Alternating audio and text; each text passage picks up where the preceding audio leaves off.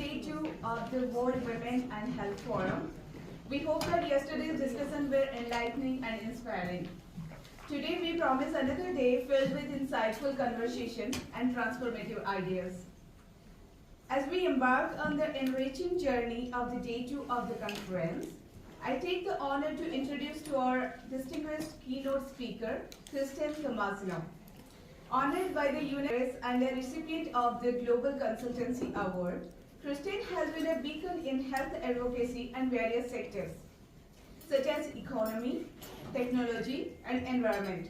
As the CEO of Thomasino Media LLC and Buddytown Consulting LLC, and with 22 published works, her influence is profound and far-reaching. She is not just a leader, but also a creator, thinker, and a dynamic speaker who has significantly contributed to essential industry network and platforms. Today, we are privileged to immerse ourselves in the wealth of knowledge and experience she brings to this forum. Let's welcome Kristen.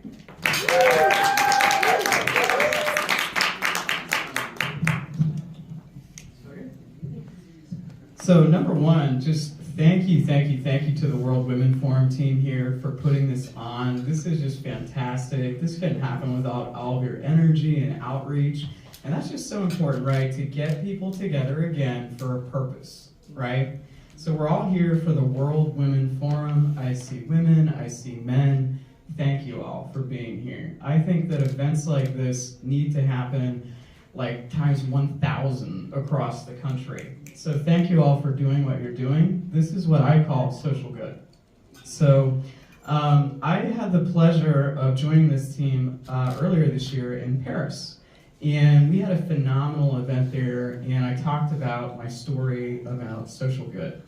And I am passionate about social good for a lot of reasons. And you're going to hear about it today. Because I think that this is the game changer that the world needs right now for peace. So I'm going to make that case to y'all today, and hopefully you'll join me. So a little bit about myself. I don't really like talking about it all the time, but in any case, I've done a lot of different things in my career. I started out, in financial technology. I helped build a company called AvidXchange, and we're one of the largest networks in the country. We have over 800,000 suppliers with us now today, and when I was with them for 14 years, I helped lead the charge into all the different industries to understand what they needed and how they needed help with financial technology and partners. So it was one heck of a ride, and in the middle of all of that, trying to figure out how to integrate into like 150 accounting systems, 5,000 banks, MasterCard, I randomly fell down the stairs. So unexpected events happen, right? I missed my dog. He was like right on the first step, and I didn't want to step on him. And I stepped over him, and I missed all of the stairs, basically. So I skidded down, I hit my feet, I pulled my arm out. I had lots of issues. I didn't break anything. I didn't rip any muscles that we know of at that time. But I wasn't healing. So something was wrong. From that point on, after I fell down the stairs in 2016, I felt like I had glass that I was walking on. And I had like pins and needles that would roam throughout my whole body. I had all kinds of issues then also that developed with gut health because I was in so much pain all the time. I was vomiting pretty much every single day. So like my stomach and everything just hurt all the time, right? I would wake up, just drenched in sweat. Right? It got to such a bad point that I couldn't sleep longer than 45 minutes. And I couldn't sit in a chair like this for longer than 5 minutes because it would just shoot pain all through up and down my spine. And it'd be really hard, being a business leader, right? I led sales teams. I was a public speaker for financial technology, speaking to CEOs, CFOs about the latest trends and how we could be better in America and how we could grow this country. And I was passionate. I had teams set up all over the country. We would call to these communities and reach out to leaders and say, what can we do to make business happen in America? Seems like a pretty fun job, right? It was There's a lot of stress too, though, a lot of hard work trying to understand all these businesses, trying to figure out, well, how could we be helpful? How could we design technology that didn't even exist? Okay, let's go back. My career started in 2005 at that organization. I was 25 years old. Okay, I had applied to over 100 jobs at that point, and I thought, wow, this is cool. They're a startup. 5 years. 5 years in. But they're helping people. I like that. I like tech. Maybe they'll hire me, right? Well, they did, and I had a great career rising with them and being trained and surrounded by fantastic people. So anyway, that really shaped how I look at the world. And then I had my accident. My body kept declining. I had right side weakness eventually that developed. I had muscle spasms and shaking and tremoring all the time. And then, even though I was in physical therapy, my body went into full body weakness. And when that happened in the summer of 2019, I couldn't hold my body up for longer than an hour. I had a hard time breathing. I had a hard time going to the bathroom all the time, other issues. I had severe brain fog. I was 39 years old. I had severe brain fog. When you have severe brain fog, that means that you have a hard time doing anything. I couldn't cook for myself, okay? I had issues with counting, right? Here I am, this person who's on stage has designed all these crazy things, right, with my teams. And anytime that I would try to count, it would feel like a knife in my brain. If I would try to think about certain words, some people would be talking to me. Here I'm a trained public speaker. Here I train people to do public speaking, okay? I'd be like, what does that word mean? What? I don't understand. And so I was like that, and then I would have moments of clarity again. And then I would have memory loss issues. I couldn't even watch TV. I couldn't even listen to certain things, right? Like when people talk to me about healthcare and other things, I'm very protective of people because of what happens. So you're going to hear about that. So let's jump in. So you've heard a little bit about my story. So I am super passionate because I know that everybody can suffer. It doesn't matter what you look like, who you are, everybody can suffer. And if you don't have certain types of inputs, your body can malperform, okay? And so when I think about this idea of social good is about how we spread ideas and concepts to help everybody. And so this is why we're going to go through this and cover kind of top 5 areas. So what is social good? Why is it important? How can you guys get involved? I'm going to share with you some of the examples of people that I have found in my community, right? And then I'm going to tell you about Buddytown.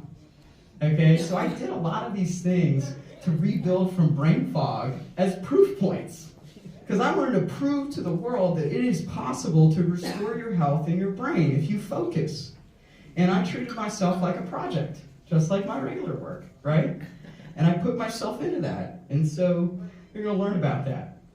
So again, this personal trauma that I experienced was my game-changing moment. We talked about that yesterday with some of the speakers. Here's mine, right? And when I look at this, I have a condition called fibromyalgia. Raise your hand if you know what fibromyalgia is. There's a lot of hands in the room. Raise your hand if you have fibromyalgia and you want to share. Okay, a couple of people here, wow. So people are familiar with what this is, and basically for those of you who are not, fibromyalgia is a nervous system condition, okay? What happens is basically all of your senses get heightened, and when that happens, your body responds in various ways to stimuli. And depending on what that stimuli is, will determine the reaction that you have. So it's interesting because, social good, I think, is for everybody. So I'm going to tell you a story from my childhood, right? And why I think social good is for everybody. Do you all believe that we need clean air? You like oxygen? Does it make you feel good? Right. When you don't have good oxygen, you don't feel very good, right? So I think everybody can agree that social good, having clean air, isn't that important for everybody in the world? Mm-hmm. Yeah, so when I was a kid, I was in an area in Jacksonville, Florida, that had paper mills. Well, guess what? My next door neighbor and I, we're 2 kids, we both have fibromyalgia. We were both sick as children, okay? We both had these issues, right? Her daughter now has fibromyalgia. So there's different things happening in different communities, and we're trying to understand why, right? So in any case, I can't be in certain types of air, because if I am in pollution, my nervous system literally will start triggering, and I will start shaking before other people because of my system. I'm kind of like that canary in a coal mine, right? So as we move in, I want you guys to think about this. Social good is for everybody.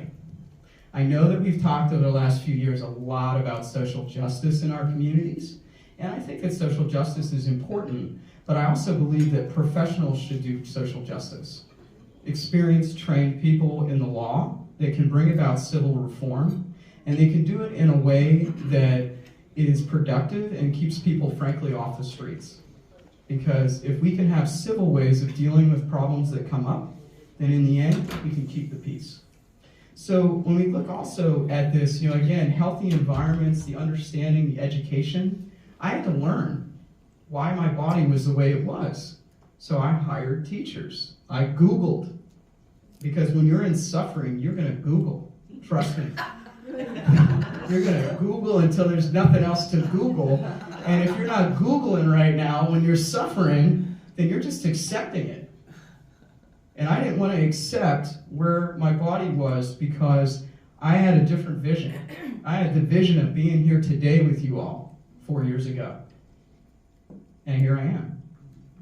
So social good, again, is something that everybody can play a role in. There's lots of movements happening right now, and I hear about, frankly, like a lot of exclusion happening. I hear a lot of division happening, and one of the things that's going on with that is that when you look at our world, how do we bring people together? Well, I'm going to start talking about the reasons why we bring people together, not all the reasons why we're different anymore. Because it's gotten to a point of tribalism and other issues in our communities worldwide that are now turning into violent conflicts and wars. And pardon me, can somebody just grab that real quick? Thank you. So when you think about how you can get involved with social good, the ways that it can happen are pretty easy. We've got people in here. How many of you are part of a Chamber of Commerce? Raise your hand. Wow. I love this, forward room. Chambers of commerce and other associations are key for us to move forward. When you start to have people that are talking about how they're upset about the world or what's happening, my ask of you all as the leaders in this room is to direct them to a chamber of commerce or an association that is doing things that are actually doing legislative reform. To look to those leaders that have been doing this work for decades in some circles, and to start pointing our youth there and others who are looking for leadership. So these are just some of the ways that anybody could really in their local communities get involved, even worldwide. Because there's organizations like this that are happening all across the world, right? So let me talk to you about how I meet people, right? I network, I'm a serial networker. If you're on LinkedIn, please connect with me. Kristen Thomasino, I am connected with so many people. I'm purposeful about it, right? I teach people about LinkedIn, actually. And one of the things that I tell people is that you've got to just connect with people. Did you know you could drop like 100 connections a week, randomly? So I do that every single week, right? I target CEOs, I target media professionals. I have over 1,000 journalists that follow me worldwide. I did that purposefully because I knew that I was going to build a media company that's going to be this thing that I'm talking to you about today. And I'm going to make noise in 2024 to be as loud as possible. I also connected with a lot of UN people. I connected with ambassadors, senators, governors, mayors. Chambers of commerce leaders are in my target. I have over 1,000 of you because I am seeking the leaders that are trying to stabilize our communities. And when you guys think about the news, right, what do you hear? Is it sad? Yeah, not good. Depressing? Very negative. Yeah, a lot of stories about our youth doing pretty horrible things. And let's call it what it is, because it's not just kids being kids anymore. Okay? So I want to tell you about my friend Crystal Kent. Crystal Kent is an Army veteran. She has Veterans Voices for Fibromyalgia. If you have fibromyalgia, please check this out. She is just such a phenomenal person. She's suffered, she's had a lot of pain, but she goes out and she created a platform that is replicable and that people can find access to resources. So, I made a decision. My father was in the Army. He was a lieutenant colonel. He won the Legion of Merit, okay? He joined the U.S. Army when he was 16 years old, the ROTC program, and he went to Johns Hopkins, and he was a distinguished military scholar. And his father was drafted at D-Day. Could you imagine having to go to D-Day? That's your first mission? D-Day, day 5. And my grandfather was a machine gunner. So he killed a lot of people. This is very hard history for my family. But he was sent over there to help protect people that were being hunted and killed, tortured, murdered in very horrific and purposeful ways by groups of people. And so when I look at my history, I wanted to understand why that happened. But also, how could I help, right? Because if I was going to be a civilian, what could I do to be an instrument of peace? Because I was taught to honor life after that type of thing that happened in my family. So when I look at how I could, make an impact, Crystal, my friend, Army veteran, what a great leader, she creates this cool campaign. She was like, let's go connect with all these congressional people and governors and whoever, right? Senators. And let's see if they'll pay attention to us and talk about fibromyalgia, because we believe that fibromyalgia actually is pretty widespread. And most people don't recognize that they either have it or are starting to symptom. And so the reason why we believe this is because fibromyalgia can be experienced by anybody. So if you have severe trauma, you can develop fibromyalgia. A lot of people do if they have a loss of a loved one, other types of unexpected events, financial losses, other types of things. It's been noted that people have, come down with it. Pollution exposure. After an accident, people aren't healing. Soldiers, they commonly have it, okay? So we thought it was a big enough deal to start to really do a lot more national campaigns, and so I helped raise my friend's voice and others, acting as a media partner with Thomasino Media. And we did a very strategic campaign. We got 5 governors with us to support us this year, and then I got congressionally recognized with Nanette Moran, who's decided to support the campaign in California. So we're going to do more, and this is just an example, though, of civil reform. And this is important for us to teach our youth, because it's time to get the people off the streets. For those of you who are real estate owners, developers, and others who have been suffering right now with lots of different unrests and other things happening, in order for us to get our communities back again, we have got to have safety on the streets. Yes.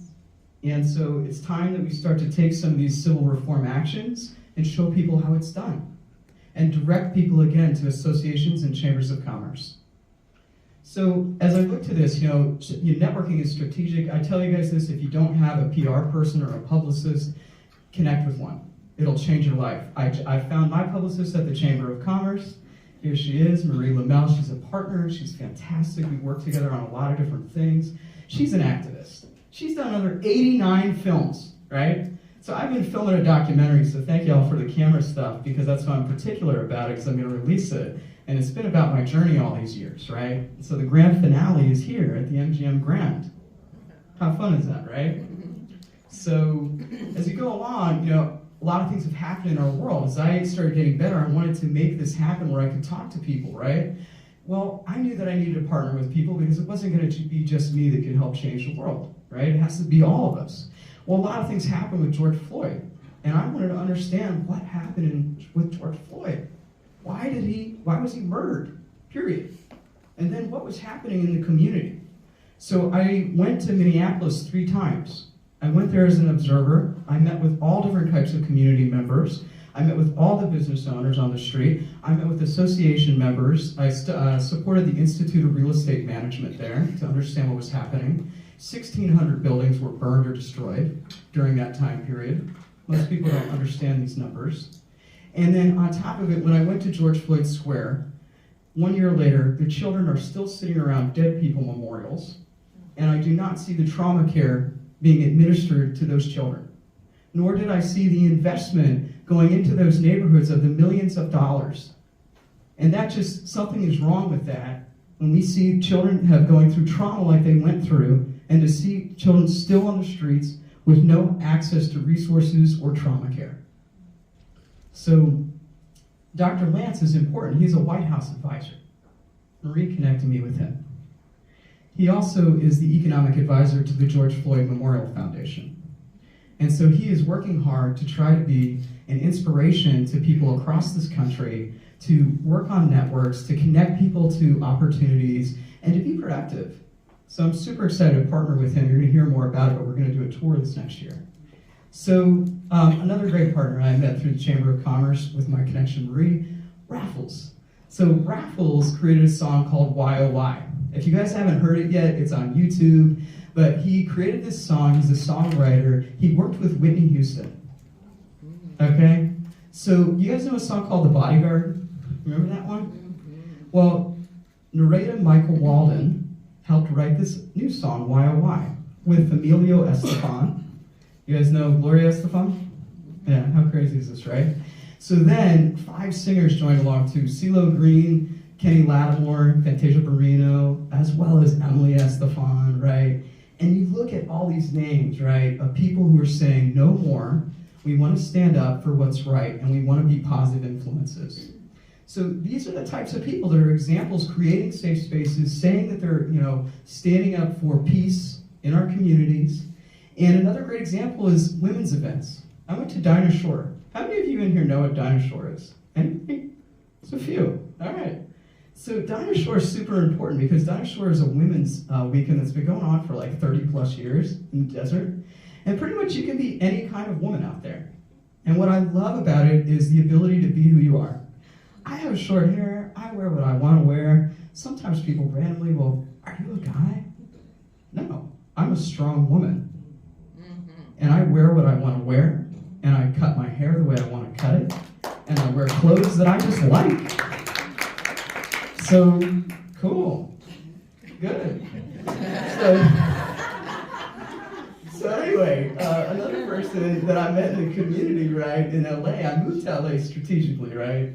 One, I lived on a ranch for like 17 months while I was training in Malibu, where I went in the water and right off the coast, the freezing cold water to bring my inflammation down for pretty much 4 months every single day. So, any case, while I was there, I met lots of people, and I met Rose Garcia from The Real L Word. Now, being a queer person, this is super exciting to meet her, and to see people in the community throwing parties that were safe places for women. Safe places for women to dance, safe places for women to meet people. Safe places for women to wear whatever you want to wear. Cut your hair. I meet a lot of women that come from Middle Eastern countries that come to these parties. And they talk about how free it is. They talk about the oppression in their other countries. They talk about honor killings and beatings and rape that happens in their countries. They come to these parties because they don't have to wear a scarf over their head, because they can wear their hair whatever way they want to. These parties are important.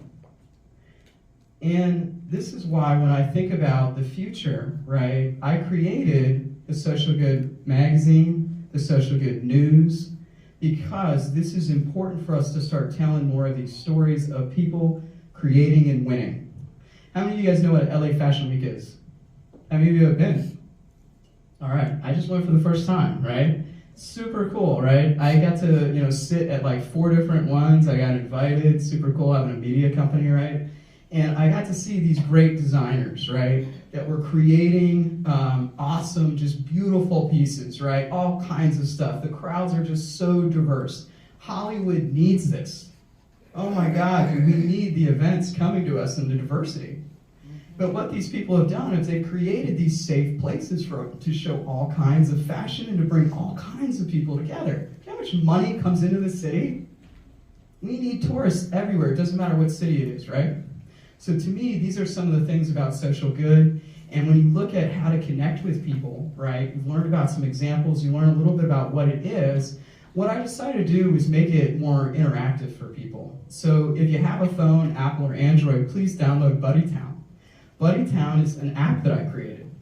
You know, years and years, I did technology designs and requirements and all kinds of fun stuff, right?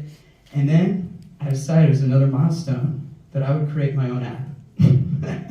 So I created an app, and when I created this app, I recognized that sometimes people need a buddy. Sometimes you need a buddy. I had to have a lot of buddies that helped me. I had healthcare professionals all around me, a whole team, right? So I made this so that you guys could find people, and one of those buddies of mine is Kara. So Kara is a great example. She's in LA. If you guys need an LA-based trainer, you can hire her. But what I love about Kara as an example, she has one lung. Wow. She had cancer as a child. So she has made it her purpose, because she's had to figure out how to become as strong as possible. Now, Kara's also like super, super strong. And we're like, have this discussion all the time. Why can't women have more muscles? Why do we have to be assumed that we want to be a man because we just want to be fit? It's healthy to be fit. You know, I get a lot of people that ask me after what I went through, do I want to be a man right now? Because I'm just building muscle. No, I just want to be strong. I just wanted to hold my head up. I wanted to be able to walk. You know, human things. So, you know, so anyway, sometimes you need a buddy, so I'm adding more buddies in here. If you guys know of people that want to, you know, train, coach, or whatever, please send them my way. I have a network. I have lots of networks, actually. But you can join the BuddyTown network if you do different kinds of roles. And so, you know, one of the things that I always say, again, is remember, when you want to connect with people, you got to know who you want to connect with. Make that list. Understand who your mentors are going to be. BuddyTown connects people to that. Now, BuddyTown is also about connecting people to resources, but it's also about behavioral change. I had to do a lot of behavioral changes to be who I am. I had to do things for neuroplasticity. I had to do things over and over again until I could remember how to do them again. Well, also, so part of that, what I did was I created the social good experiment. And it's literally based on the things that I track every single day and week and month. It's based on things that are basics. When you have brain fog, you don't remember to eat. When you have brain fog, you don't remember to, you know, wash your clothes. You don't remember to take a shower sometimes. When you have brain fog, you don't remember to do certain things with your finances. These are things that then become like a pattern that just goes downhill for people, and that's where you see people just really start to suffer, and then psychologically they suffer, right? So these are ways for people to build their skills again and to get their own confidence. I don't like it when people tell people, oh, let me just help them figure that out. No. Show them how, and then let them try. Let people get their wins. That's how I got mine. So anyway, another program too, just for the kids and for the parents. I wanted to engage people. Send a smile. How many people are just going around and you see it in the news and people are just right on everybody, I'm like, God, stop, right? And so I thought, why not send a smile? And I want the parents to get involved. I want you to spend time with your kids purposefully every single day and send a smile to somebody, give them a reason. Send them a cute animal monkey or an animal meme. I love sending people silly animals because it makes me happy. And I know that they're going to smile when they see my silly monkey. So whatever, you know? So be purposeful about it. But these are the ways you can interact. Other things I did for neuroplasticity were I would do a lot of things where I would look at flowers or pictures and I try to find things, right? So I actually created that in the game. It's called KT's Casebooks. KT's Casebooks is 10 of my books. So one of the things I had to do with rebuilding my brain was take a lot of walks. So I took a lot of walks and I would take pictures of everything that I saw. And then later when I'd be laying in bed, because I couldn't move and I was tired from all the training, I'd look at those pictures. And I'd do these meditative exercises to try to retrain my brain.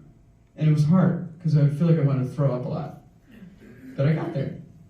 So this is just one example. And then the other thing that comes up in BuddyTown is, BuddyTown isn't all about just fun and games, okay? Because real life happens, right? So I created an emergency services center. Number one, as a taxpayer, I want to see more people using the programs that we've already allocated money to, right? There's a lot of not-for-profits, let me help, right? That's fantastic. but we also need to maximize what we're using and to fix it and get it efficient. You know, people that use these types of things, you know, are people like our veterans, right?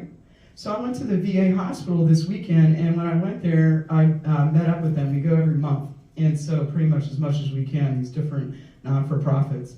And, you know, Crystal, you met earlier, right? She's got a huge, you know, campaign platform. I plugged her in here. I'm like, Crystal, I coded your little head in here. Your little blog is in here. Now you can teach people and, like, do your thing because you're a leader. She's like smiling. She's like, you're a crazy coder. Good. You know? But anyway, so all these things are in here for people to get help, right? It's not about, you know, you doing things for people, but it's about pointing people to access and then saying, take the initiative, right? So these are just the things here as we kind of wrap up. You know, veterans are important. They're always going to be important. Please raise your hand if you're a veteran. Thank you. Okay, let's say thank you so much for your service. This is why we are here. Thank you. Thank you.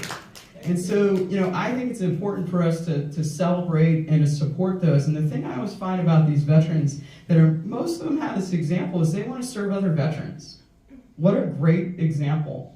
And considering the fact that right now the world is where it is, I think it's important we support our veterans. A lot of the veterans right now are having PTSD because of what is happening.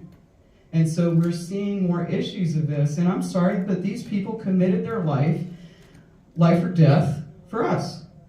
And so when you look at that and you think about, you know, all the things that we could do, you know, I see non-for-profits partnering with corporate sponsorship. There's a guy named Norman Lawler. He's the sweetest guy, dressed up as a dino. But, you know, what he did, he went to Boot Barn, and now he's getting clothes for the VA hospital there from Boot Barn for these events. How awesome is that? So these are examples of partnership. The other thing about Norman that's pretty amazing, he was an illegal immigrant. Yeah, he was an illegal immigrant, and when he got over here, he felt so thankful that he wanted to serve his country. So, you know, heart of a veteran, if you can mimic that example, wow, right? And the last one, just as we kind of close in here, is when you look at this, you know, I want to point this out. You got a lot of people today that say that they care and they think about people. I want you guys to look at these faces. These are the faces of men who thought about other men and women who have problems with going to the bathroom. They're that thoughtful. So they went out and sourced adult diapers. And I stood next to their booth, and I saw the men kind of walk up. These are soldiers. And they're like, what do you got? And then they're like, oh, you know, they're kind of like this. And then they're like, it's okay. You can take them. You know, it's all right. And the guy's like, okay, and they would take him. And that's just like, you know, to think about that, and you look at that, you know, like that kindness, that understanding, that's what those men and women need, right? Yes. And so if we could be more like them, that'd be fantastic. So I'm going on tour. I designed a 2024 tour for Social Good. I hope y'all will pay attention to it and get involved. But basically, we're going to go out and we're going to try to help teach about social good. Because we think that right now the country needs it, and so I've unified with different people to build this, and it's time. Because if we don't start taking a stand, all of us, there are things happening in our communities and worldwide that we should be highly concerned about. And I'm just coming to you as a granddaughter of somebody who was at D-Day. You know, I have friends that are Israeli. I have friends that were affected by the invasion. Their friends were killed. My friends, their friends, were at that party in the desert. I cover a lot of people in entertainment in LA. Two of the people that are going to be in my next series were affected by this crisis. One of them, her cousin was shot and killed, and other things happened to her at that party.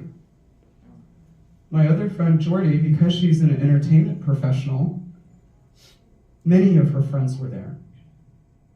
Many. And she has actually seen those videos that they talk about.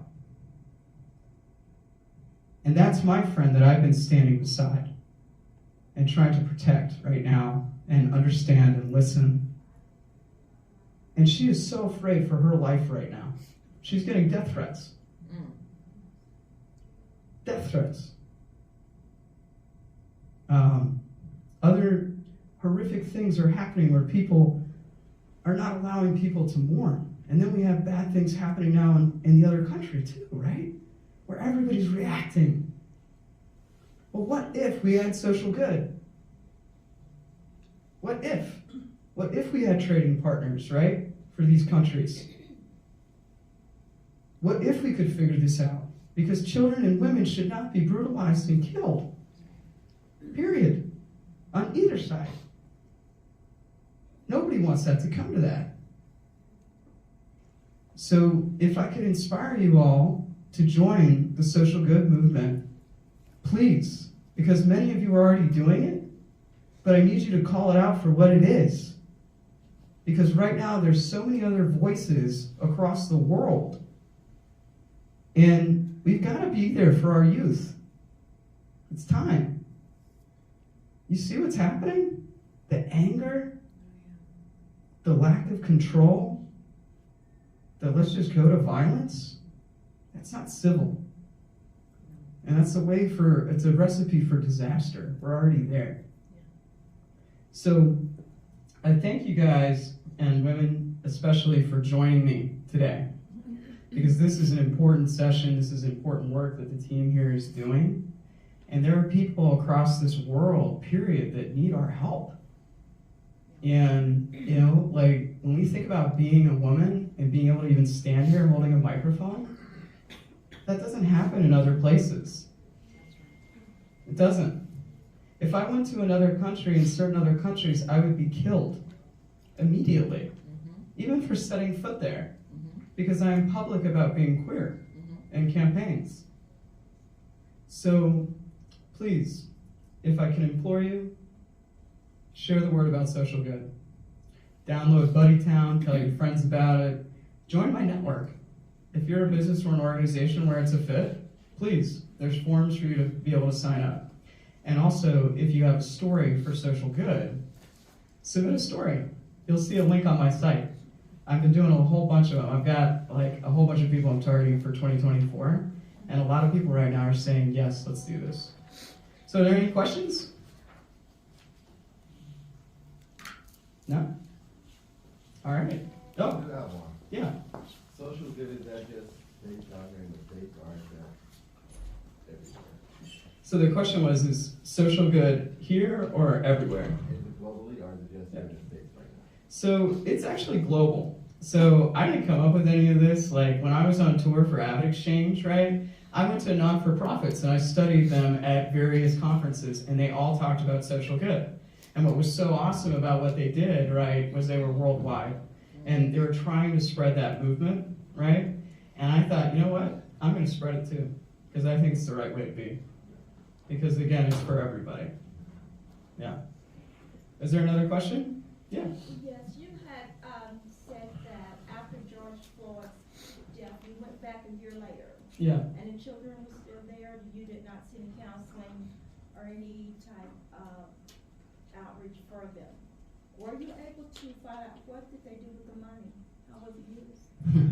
I've been trying to figure that out. So I met a lot of the business owners on the street. I met the main theater owner. She had just was a real estate developer that had just put millions into that property.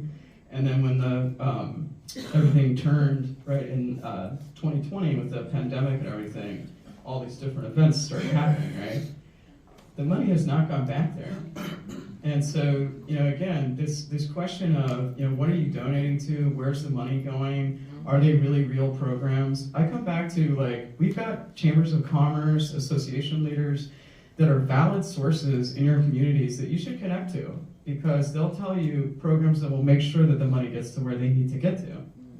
But like I said, I didn't see any of that, and that was a big alarm bell for me. And when I did invite, different groups to join me, they did not want to join me because their line was no peace, no justice. And I did a show there, purposefully. That was free for the children, but they didn't want to join me because at that time, no peace, no justice. So you're going to reject my message, which my message at the time was like, look, I have fibromyalgia. You all are at risk. Please come to my show. It's free. Let's talk about the issues and let me connect you to resources. People did not even want to hear that.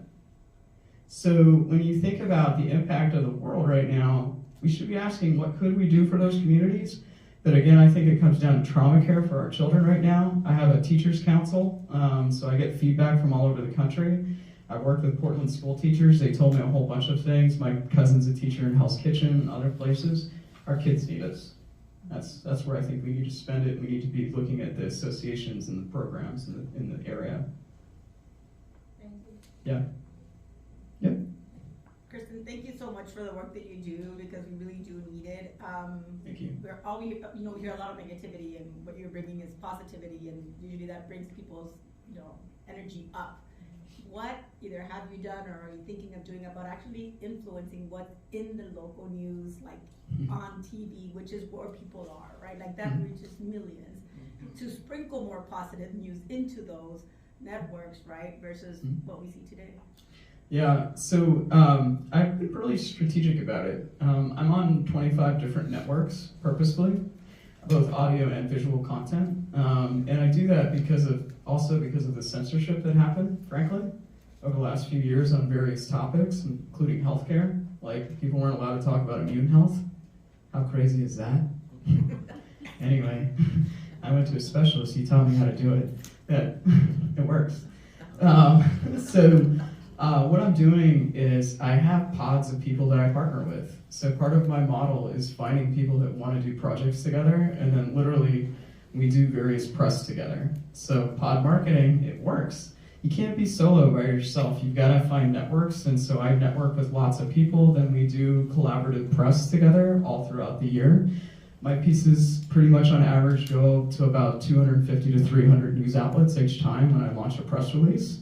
So they're on like KTLA and all the major stations and stuff like that across the country. Other things, I'd say are related to, I created my own social good news because I'm standing up this whole media platform because I'm just tired of all the negativity. And part of that is also us saying no to providers that are like that. It's an input. When I was sick, I couldn't watch negative stuff. It would make my brain hurt. Literally, pain. I'd be like, I can't watch this. Ouch. Horror movies. No, not ever. I'd be like, nope, don't like this. So, again, we're a product of our inputs, and so my media organization is about, telling these stories rapidly and then having the news expand. And then the magazine is another way that I tell stories too, but that's like in a hard copy in a digital format. And then that gets you, published all over, but with a group of people. And that's kind of the importance of that. Any other questions? Yeah.